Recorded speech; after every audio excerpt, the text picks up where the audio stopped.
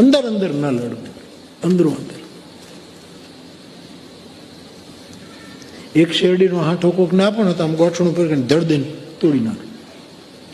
બેઠો હોય માણસ, કોઈક શેરડીનો સાંઠો લાવે, 2 છોકરાને વેચવાનું હોય, તો મારા ગામડાનો માણસ ગોઠણ ઉપર શેરડીનો સાંઠો કરી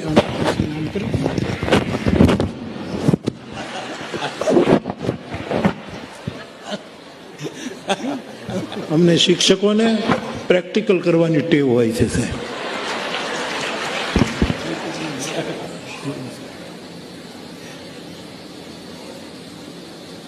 તો એક શેરડીનો સાંટો તમે આમ ગોઠણ ઉપર કરીને 2 ટુકડા કરી, પણ આખો ભારો હોય તો, આખો ભારો શેરડીનો હોય એને તમે નહીં, એમ સંગઠિત રહેજો, કોઈ તોડી ન શકે સાહેબ. એકલા એકલા ભટક્યા કરશો તો કોઈ તોડી નાખશે.